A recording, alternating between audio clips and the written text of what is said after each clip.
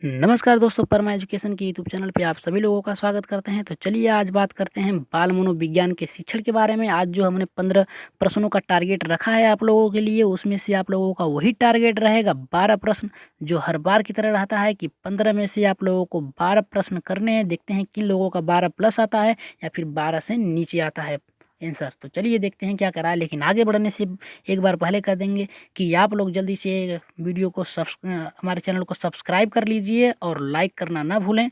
जल्दी से कर दीजिए और वीडियो को शेयर कर दीजिए ताकि अधिक से अधिक लोग जुड़ सकें। तो चलिए शुरू करते हैं। आज के पहले प्रश्न की ओर बढ़ते हैं। कह रहा है कि शिक्षण का उद्देश्य होता है। शिक्षण का उद्देश्य क्या होता है? कह रहा है पहला, विद्यार्थियों को ज्ञान उपलब्ध कराना, और दूसरा कह रहा है कि विद्यार्थियों को पढ़ने के लिए प्रोत्साहित नहीं करना, और तीसरा कह रहा है कि विद्यार्थियों को बताना कि पढ़ने से कुछ प्राप्त नहीं होता, और चौथा कह रहा है कि उपयुक्त में से कोई नहीं। तो जल्दी से बताइए शिक्षण का उद्देश्य क्या होता है। जल्दी से बता दीजिए। देखते हैं किन लोगों का सही होता है। शिक्षण का उद्देश्य क्या होता है? तो आशा करते हैं सभी लोगों को पता होगा कि शिक्षण का उद्देश्य होता है क्या होता है। तो जल्दी से बताइए शिक्षण का उद्देश्य क्या होता है। विद्यार्थियों को ज्ञान उपलब्ध कराना होता है, विद्यार्थियों को पढ़ने के लिए प्रोत्साहित करना होता है, या फिर विद्यार्थियों को बताना कि पढ़ने से कुछ नहीं होता है। तो जल्दी से बताइए क्या होता है। जल्दी से देखते हैं किन लोगों का सही होता है। तो हमारे हमारे हिसाब से सभी लोगों का आंसर आ रहा है कि विद्यार्थियों को ज्ञान उपलब्ध कराना। शिक्षण का जो उद्देश्य होता है कि विद्यार्थियों को ज्ञान उत्पन्न कराना ताकि वो पढ़ सकें, आगे बढ़ सकें, यही शिक्षण का कार्य होता है। दूसरा कह रहा है यहाँ पे प्रोत्साहित नहीं करना, यहाँ प्रोत्साहित नहीं करने की बात कर रहा है। और यहाँ कह रहा है कि पढ़ने से कुछ नहीं होता। ये तो गलत है, पढ़ने से क्यों नहीं होता। और यहाँ कह रहा है उपयुक्त में से कोई नहीं। तो हमारा आंसर पहले का होगा पहला। तो चलिए आगे बढ़ते हैं दूसरे प्रश्न की ओर। देखते हैं दूसरा प्रश्न हमारा क्या कह रहा है। दूसरा प्रश्न हमारा कह रहा है कि शिक्षण की प्रक्रिया एक त्रिस्तरीय प्रक्रिया है जिसके अंतर्गत आता है। कह रहा है कि शिक्षण की जो प्रक्रिया है वो त्रिस्तरीय यानी बहुमुखी प्रक्रिया है, जिसके अंतर्गत आता है। क्या आता है ये त्रिस्तरीय के अंतर्गत? क्या आता है? छात्र आता है, या फिर शिक्षक आता है, या फिर सॉरी यहाँ शिक्षक छात्र और यहाँ पाठ्य होगा, यहाँ पे पाठ्य होगा, सॉरी यहाँ पे होगा शिक्षक होगा, छात्र होगा, पाठ्य होगा। तो जल्दी से बताइए इसका क्या होगा। ये हमारा गलत हो गया टाइप करने में, यहाँ पाठ्यक्रम होगा यानी पाठ्य से होगा। तो जल्दी से बताइए आंसर क्या होगा दूसरे का। तो पहला कह रहा है कि छात्र होगा, दूसरा कह रहा है शिक्षक होगा, तीसरा कह रहा है पाठ्य होगा, चौथा कह रहा है सभी। तो जल्दी से बता दीजिए आंसर क्या होगा। तो आंसर हमारा होगा दूसरे का सभी, क्योंकि जो शिक्षण प्रक्रिया की जो त्रिस्तरीय प्रक्रिया होती है इसमें 3 स्तर होते हैं। इसका 3 स्तर कौन कौन सा है देख लेते हैं। जो शिक्षण होती है इसका 3 स्तर होता है। पहला होता है छात्र होता है, दूसरा होता है शिक्षक केंद्र होता है, बालक केंद्र होता है, और तीसरा होता है पाठ्यक्रम। तो आशा करते हैं दूसरे का आप लोगों को समझ में आ गया होगा। ये यहाँ कन्फ्यूज मत होइएगा, ये पाठ्य से है, यहाँ पाठ्य टाइप करने में गलती हो गई है। तो शिक्षण प्रक्रिया की एक त्रिस्तरीय प्रक्रिया है जिसके अंतर्गत आता है छात्र भी आता है, शिक्षक भी आता है, पाठ्य भी पुस्तक भी आता है, पाठ्य पुस्तक भी आता है, और सभी। इसके आधार पे हमारा दूसरे का चौथा सही होगा। तो चलिए आगे बढ़ते हैं। देखते हैं तीसरा प्रश्न हमारा क्या कह रहा है। कि तीसरा प्रश्न हमारा कह रहा है कि शिक्षक 4 चरणों वाली प्रक्रिया है। शिक्षण जो होती है ये 4 चरणों वाली प्रक्रिया है। योजना, निर्देशन, मापना और मूल्यांकन। कह रहा है 4 शिक्षण जो होती है 4 चरणों वाली प्रक्रिया है। इसके अंतर्गत आता है, पहला आता है योजना, दूसरा आता है निर्देशन, और तीसरा आता है मापन, और चौथा आता है मूल्यांकन। तो जल्दी से बताइए इसका आंसर क्या होगा। आता है ये कथन किसने दिया है, किस मनोवैज्ञानिक का है ये कथन कि शिक्षण प्रक्रिया जो होती है 4 चरणों में होती है। यह कथन किस मनोवैज्ञानिक ने दिया है। पहला कह रहा है कि हफ एन डंकन ने, दूसरा कह रहा है वाइगोस्की एन पियाजे ने, और तीसरा कह रहा है हर्जबर्ग एवं साइमन ने, और चौथा कह रहा है हमारा मास्लो एवं बर्टन। तो बताइए जल्दी से क्या होगा हमारा आंसर। पहले का आंसर क्या होगा तो जल्दी से बता दीजिए हमारा आंसर क्या होगा पहले का। तो पहले का आंसर, तीसरे का आंसर क्या होगा हमारा हफ एंड डंकन, और दूसरा होगा वाइगोस्की एंड पियाजे, तीसरा कह रहा है हर्ज़बर्ग, साइमन और मास्लो एवं बर्टन। तो जल्दी बताइए तीसरे का आंसर हमारा क्या होगा। तो आशा करते हैं सभी लोगों को पता हो तीसरे का आंसर, लगभग सभी लोगों का आंसर आ रहा है। तो इसका आंसर होगा, तीसरे का हमारा आंसर होगा हफ एंड डंकन। इन्होंने ही बताया था कि जो शिक्षण प्रक्रिया होती है ये 4 चरणों में होती है। इन्होंने कहा था योजना, पहले पढ़ने से पहले हमें योजना तैयार करनी चाहिए, फिर निर्देशन यानी किसके अनुसार पढ़ना चाहिए, फिर मापन, उसका मापन करना चाहिए, फिर मूल्यांकन करना चाहिए, उसके बारे में गहन अध्ययन करना चाहिए कि इससे लाभ क्या है और इस आधार पे हमारा जो तीसरे का आंसर होगा वो हफ एंड डंकन होगा। तो चलिए आगे बढ़ते हैं चौथे प्रश्न की ओर, देखते हैं चौथा प्रश्न क्या कह रहा है। चौथा प्रश्न कह रहा है कि शिक्षा एक ऐसी प्रक्रिया है जो जीवन पर्यंत चलती है। इस प्रक्रिया के अंतर्गत क्या क्या आता है। कह रहा है कि शिक्षा जो है ये जीवन पर्यंत चलती रहती है, यानी शिक्षा जो सीखने की क्रिया जो है ये जीवन पर्यंत सीखते ही चलते हैं। इस प्रक्रिया के अंतर्गत क्या क्या आता है। क्या क्या आता है। पहला कह रहा है ज्ञान आता है, दूसरा कह रहा है कि कौशल आता है, तीसरा कह रहा है अनुभव और चौथा कह रहा है कि अभिवृत्ति। इस आधार पे इन चारों में से कौन सही है। कह रहा है कि पहला ए बी दोनों सही है, कह रहा है ए बी दोनों सही है, या फिर ए डी सही है, या फिर कह रहा है बी सी सही है, या फिर कह रहा है कि बी सी सही है, या फिर कह रहा है ये सभी। तो जल्दी से बता दीजिए कौन सा आंसर सही होगा हमारा। कि शिक्षा प्रक्रिया जो होती है ये जीवन पर्यंत चलती है। ये सभी लोगों को पता है कि हमारे जीवन काल में या तो विद्यालय में या तो बाहर कहीं भी कुछ ना तो कुछ सीखने के लिए मिलता ही रहता है। इस आधार पे हमारी जो शिक्षा की प्रक्रिया है ये जीवन पर्यंत चलती रहती है, कुछ ना तो कुछ, जब तक मृत्यु न हो जाए इंसान, जन्म से मृत्यु तक जो इंसान है, जो प्राणी बालक है, जो व्यक्ति है, ये कुछ ना तो कुछ सीखता रहता है। उसके अंतर्गत क्या क्या आता है, किसके अंतर्गत क्या आता है। तो पहला कह रहा है ज्ञान आता है, दूसरा कह रहा है कौशल, तीसरा कह रहा है अनुभव और चौथा कह रहा है अभिवृत्ति। इन चारों के अंतर्गत कौन कौन सा समाहित है। कह रहा है कि ए बी दोनों के, ए और डी दोनों, ये फिर कह रहा है बी सी, या फिर सभी। तो जल्दी से बताइए इसका आंसर क्या होगा। चौथे का आंसर जल्दी से बताइए, चौथे का आंसर क्या होगा। तो चौथे का आंसर होगा हमारा सभी। हम क्या करते हैं, जीवन पर्यंत जो चलती है प्रक्रिया, इसमें कुछ ना तो कुछ सीखते हैं। कुछ सीखने का अर्थ होता है ज्ञान से, ज्ञान के द्वारा ही सीखते हैं। कौशल, नए चीज़ों का निर्माण करते हैं। अनुभव, उनसे सीखते हैं। अभिवृत्ति, बार बार करने की कोशिश करते हैं। इस आधार पे हमारा चारों सही है। तो चलिए आगे बढ़ते हैं, इस आधार पे हमारा चौथा सही है। तो चलिए आगे बढ़ते हैं पाँचवें प्रश्न की ओर, देखते हैं पाँचवा प्रश्न हमारा क्या कह रहा है। पाँचवा प्रश्न हमारा कह रहा है कि अधिगम व्यक्ति के दृष्टिकोण, कह रहा है कि अधिगम जो सीखने की प्रक्रिया है इसके दृष्टिकोण, सोच एवं व्यवहार में बदलाव लाता है। निम्न में से कौन सा परिवर्तन अधिगम प्रक्रिया का परिणाम नहीं है। कह रहा है कि अधिगम व्यक्ति के दृष्टिकोण, सोच और व्यवहार में बदलाव था, यानी सीखना जो है व्यक्ति के गुणों को, जो गुणों में गुणों एवं व्यवहार में बदलाव लाता है। निम्न में से कौन सा अधिगम का परिणाम नहीं है। कह रहा है कि मानसिक परिवर्तन, दूसरा कह रहा है सामाजिक परिवर्तन, तीसरा कह रहा है शारीरिक परिवर्तन और चौथा कह रहा है नैतिक परिवर्तन। तो जल्दी से बताइए कि पाँचवें का आंसर क्या होगा। कि व्यक्ति जो है, जो अधिगम, जो किसी भी चीज़ से सीखता है वो मनुष्य के जो है जो व्यवहारों में बदलाव ला देता है। जैसी गतिविधि होती है उस अनुसार मनुष्य जो है उसके अनुरूप ढल जाता है। तो कह रहा है कि इसमें से कौन सा परिणाम अधिगम का नहीं है, अधिगम का परिणाम नहीं है।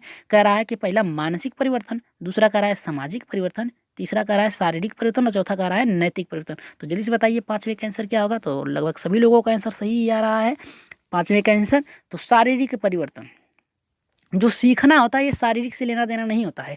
मनुष्य की जो है मानसिक परिवर्तन हो जाती है। मानसिक स्थिति जो तर्क करने की शक्ति होती है ये परिवर्तन हो जाता है। इसके द्वारा भी मानसिक के द्वारा सीखता है मनुष्य। और सामाजिक परिवर्तन, यानी समाज में जिस प्रकार से क्रियाएं होती है उस अनुसार मनुष्य ढल जाता है। और नैतिक परिवर्तन, अपने मूल्यों के अनुसार ढल जाता है। क्या करना, क्या उचित है, क्या नहीं है, इस आधार पर हमारा पहला भी सही है, दूसरा भी सही है, तीसरा भी सही है हमारा। तो बचा कौन हमारा, शारीरिक परिवर्तन। शारीरिक परिवर्तन जो होता है अनुवंशिकता से परिवर्तित होता है। मनुष्य के जो माँ बाप होते हैं उनके गुणों से शारीरिक परिवर्तन का अनुभव होता है। तो इस आधार पे हमारा तीसरा सही है। ये जो है अधिगम के परिणाम नहीं है, अधिगम का परिणाम नहीं है। इस आधार पे हमारा तीसरा सही होगा। तो चलिए आगे बढ़ते हैं। एक बार वीडियो अच्छी लग रही हो तो एक बार यस कर दीजिए। तो चलिए आगे बढ़ते हैं छठे प्रश्न की ओर, देखते हैं छठा प्रश्न क्या कर रहा है। छठा प्रश्न हमारा कह रहा है कि प्रशिक्षण के माध्यम से विकास होता है। कह रहा है प्रशिक्षण के माध्यम से विकास होता है। कौन सा विकास होता है।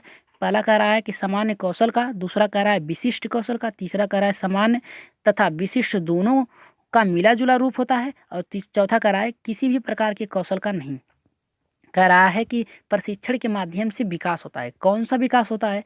पहला कह रहा है कि सामान्य कौशल का, दूसरा कह रहा है विशिष्ट का, तीसरा कह रहा है सामान्य विशिष्ट दोनों का मिला जुला रूप, और चौथा कह रहा है किसी भी प्रकार का कौशल नहीं। तो आशा करते हैं छठे का आंसर सभी लोगों को पता है, तो जल्दी से बता दीजिए कमेंट बॉक्स में छठे का आंसर क्या होगा।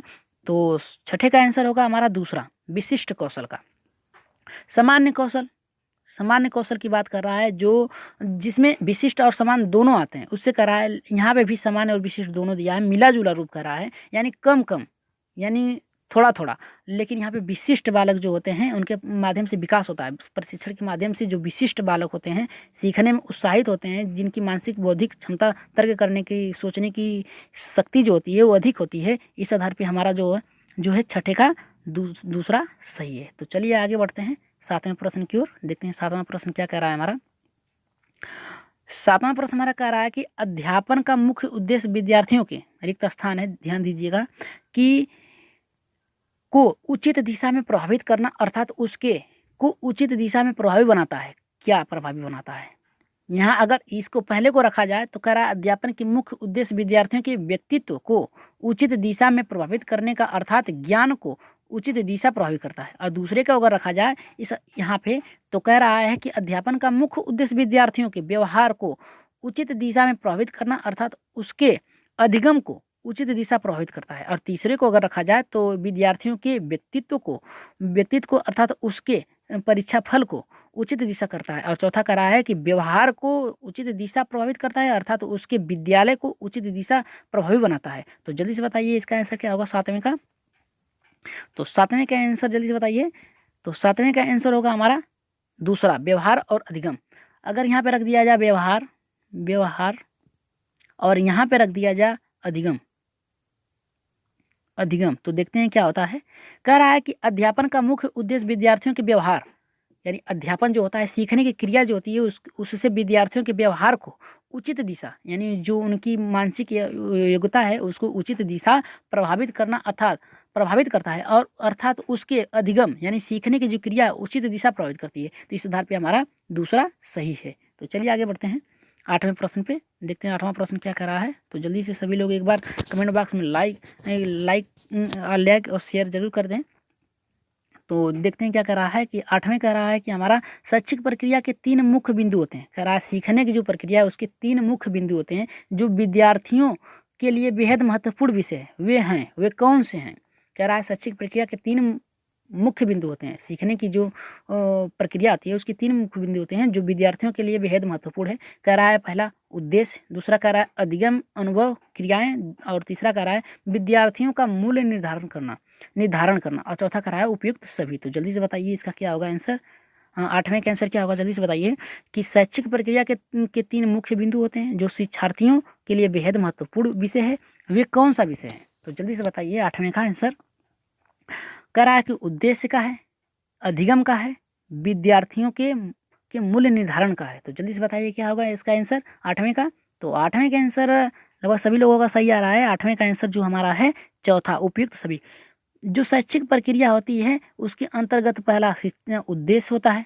किसी भी चीज़ का पहले उद्देश्य होगा तभी हम उस कार्य को करने के लिए सीखेंगे। और अधिगम उसको सीखने के लिए, दूसरा अधिगम सीखने के लिए, विद्यार्थियों का मूल्य उससे विद्यार्थियों को क्या लाभ होगा, क्या उससे उसका निर्धारण होगा, यानी उससे उसको लाभ क्या होगा। इस आधार पे हमारा तीनों सही है।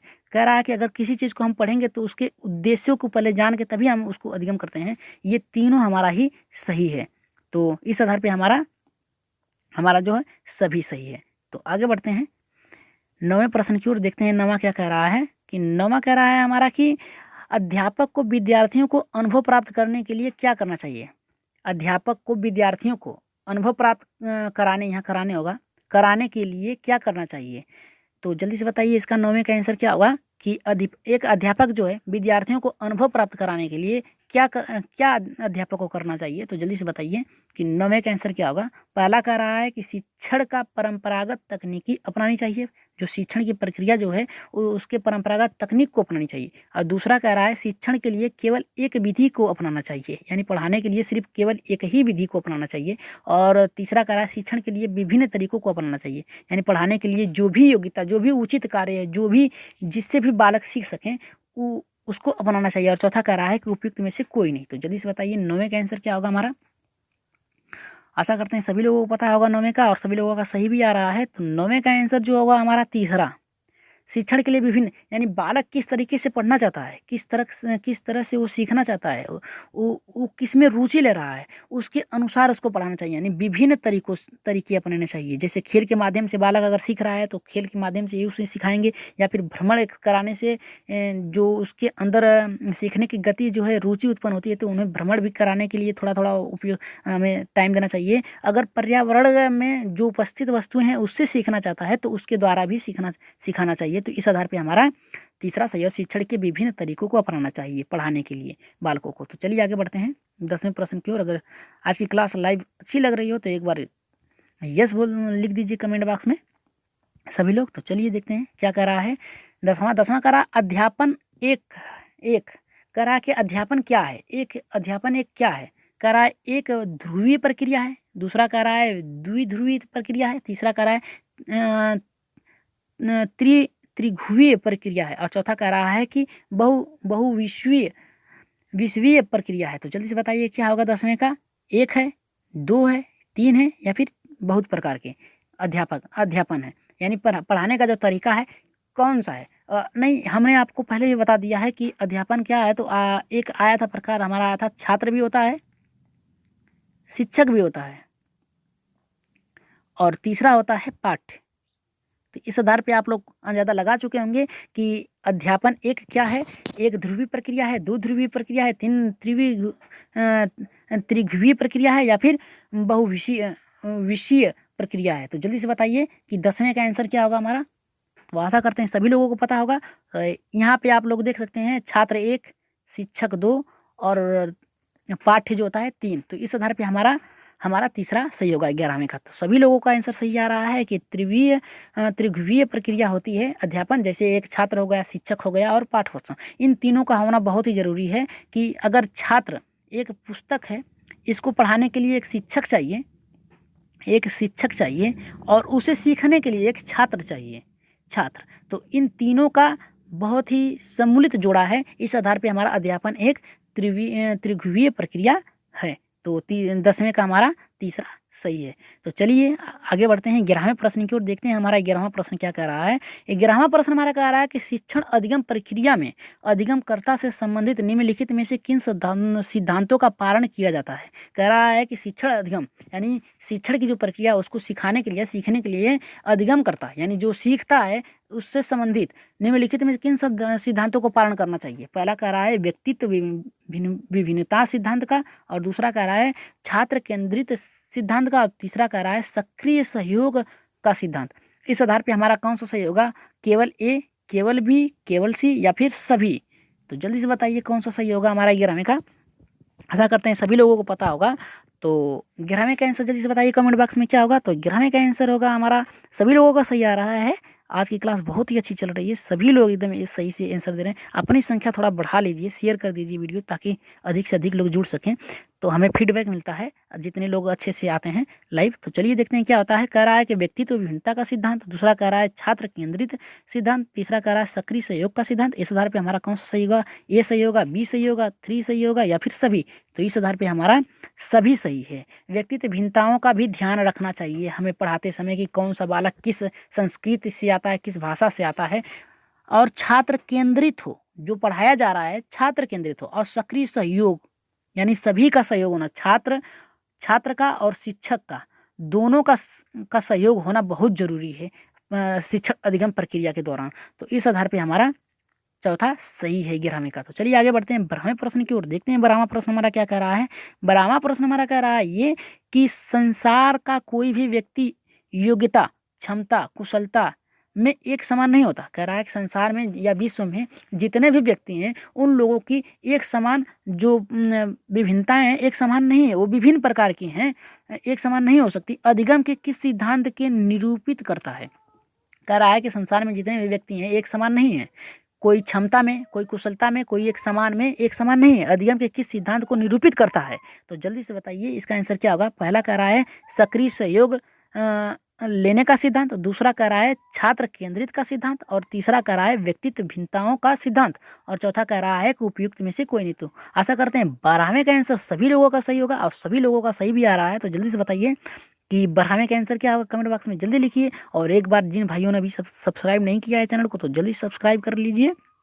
तो 12वें का आंसर होगा हमारा हमारा पहला, तो सॉरी पहला नहीं होगा, तीसरा होगा हमारा। यहाँ पे क्षमता, कुशलता और एक समान नहीं होता, यानी विभिन्नताओं की बात कर रहा है, तो इस आधार पे हमारा तीसरा सही होगा। व्यक्तित्व जो है विभिन्नता का सिद्धांत, यानी एक समान नहीं है तो विभिन्नताएं आएंगी। श्योर है कि जो भी बालक होता है संसार में, जो भी व्यक्ति हैं संसार में, वो एक समान नहीं होता है। कोई बड़ा होता है, कोई छोटा होता है, किसी की सीखने की शक्ति अधिक तीव्र होती है, किसी की कम होती है, कोई मंद बालक होता है, कोई उच्च बालक होता है, सामान्य होते हैं। यानी कोई जल्दी पास हो जाता है किसी सब्जेक्ट में, कोई जल्दी नहीं होता है। किसी को गणित आती है, किसी को गणित नहीं आती है, तो किसी को अंग्रेजी आती है, किसी को अंग्रेजी नहीं आती है। इस आधार पे विभिन्नताएं पाई जाती हैं संसार में। तो ये सिद्धांत जो है हमारा व्यक्तिगत विभिन्नता का सिद्धांत कहलाता है। तो इस आधार पे हमारा तीसरा सही है 12वें का। तो चलिए आगे बढ़ते हैं, देखते हैं 13वां प्रश्न हमारा क्या कह रहा है। 13वां प्रश्न हमारा कह रहा है कि अधिगम का मुख्य उद्देश्य होता है। कह रहा है कि अधिगम का मुख्य उद्देश्य क्या होता है? सभी लोगों को पता है कि अधिगम का मुख्य उद्देश्य क्या होता है। कह रहा है कि अधिगम का मुख्य उद्देश्य क्या होता है, यानी सीखने का मुख्य उद्देश्य क्या होता है। बालक जो किसी भी कार्यों को सीखता है तो उसमें परिवर्तन क्या आता है, यानी अधिगम का मुख्य उद्देश्य क्या होता है। पहला कह रहा है कि छात्रों के व्यवहार में परिवर्तन लाना। कह रहा है छात्रों के व्यवहार में, अगर सीख रहा है बालक तो अवश्य श्योर है कि उसके व्यवहार में परिवर्तन आएगा। दूसरा कह रहा है छात्रों के व्यवहार में कोई परिवर्तन नहीं आता। क्यों नहीं? अगर बालक को कुछ नहीं आता है, अगर हम सिखाएंगे क ख ग घ, अगर वो सीख रहा है क ख ग घ, तो उसको एक बार नहीं आएगा, 2 बार नहीं आएगा, 3 बार नहीं आएगा, लेकिन कभी तो आएगा। 4, 10, 12 जब होगा तब उसको तो सीख ही लेगा। उसको सिखाने की जो प्रक्रिया है, उसके अधिगम जो है उसे सिखाने में हम सक्षम हैं तो वो सीख लेगा। और यहाँ कह रहा है कि कोई परिवर्तन नहीं होता। अगर छात्र सीख रहा है या पढ़ रहा है तो उसमें कुछ गुण नहीं होगा। तो इस आधार पे यहाँ नहीं का नकारात्मक सोच है, तो ये हमारा गलत हो गया। छात्रों को अपने मार्ग से विचलित कर देता। कह रहा है कि जो बालक हैं वो अगर अधिगम सीखते हैं तो उनमें कठिनाइयाँ आ जाती हैं, यानी उनमें बुराइयाँ आ जाती हैं, यानी विचलित हो जाते हैं अपने मार्ग से। यानी उनका उद्देश्य अगर किसी भी शिक्षक बनना है, पुलिस बनना है, या फिर उन्हें IAS अधिकारी बनना है, PCS अधिकारी बनना है, तो वो अपने मार्ग से विचलित हो जाते हैं अधिगम के माध्यम से। अधिगम इस होता है सीखना, सीखने सिखाने की प्रक्रिया है ये अधिगम। तो कह रहा है कि मार्ग से विचलित हो जाते हैं, ये भी हमारा गलत है, ये तो गलत है ही। और ये कह रहा है, चौथा कह रहा है कि उपयुक्त में से कोई नहीं, ये तो गलत है। तो हमारा बचा कौन? हमारा बचा केवल छात्रों के अधिगम में व्यवहार में परिवर्तन, यानी अधिगम के द्वारा हम बालकों में क्या है उनके व्यवहारों में परिवर्तन ला सकते हैं। तो इस आधार पे हमारा 13वें का पहला सही होगा। अगर समझाने में कोई दिक्कत हो रही है तो उसके सुझाव जरूर दीजिएगा कि हम अच्छे से समझा पा रहे हैं आप लोगों को ही नहीं। अगर लाइव क्लास सही चल रही है तो एक बार कमेंट बॉक्स में यस जरूर लिखें, ताकि हमें हौसला बना रहे। यस जरूर लिखें। तो चलिए आगे बढ़ते हैं। 13वें का हमारा सभी लोगों को पता हो गया कि छात्रों के व्यवहार में परिवर्तन। तो चलिए 14वें प्रश्न की ओर आगे बढ़ते हैं, देखते हैं 14वां प्रश्न हमारा क्या कर रहा है। 14वां प्रश्न हमारा कह रहा है कि शिक्षण विधियों तथा शिक्षण व्यू रचनाओं में अंतर होता है। कह रहा है कि शिक्षण विधि जो होती है और शिक्षण व्यू जो होती है, इसमें अंतर होता है। किस चीज़ का अंतर होता है? पहला कह रहा है कि पाठ्य वस्तु का, दूसरा कह रहा है उद्देश्यों का, तीसरा कह रहा है प्रारूपों का, और चौथा कह रहा है अधिनियमों का। तो जल्दी से बताइए इसका आंसर क्या होगा। पाठ्य पुस्तकों का अंतर होता है, उद्देश्यों का अंतर होता है, और प्रारूपों का अंतर होता है, और अधिनियमों का। तो एक बार जान लेते हैं प्रश्न के बारे में। शिक्षण विधियाँ जो होती हैं पढ़ाने का तरीका होता है। शिक्षण विधि जो होती है पढ़ाने का जो होता है एक विधि होती है कि बालक को कैसे पढ़ाया जाए। और व्यू रचना, यानी हम बालक को किस तरीके से मोटिवेट करें कि बालक सीख सकें उसमें, उसमें उससे उत्साहित हों, उसमें उससे पढ़ने के लिए प्रेरित हो, स्वयं से आएँ। व्यू का निर्माण करना यानी जैसे नहीं होता है कि व्यू का निर्माण करना कि लोग तुरंत उसमें फँस जाएँ।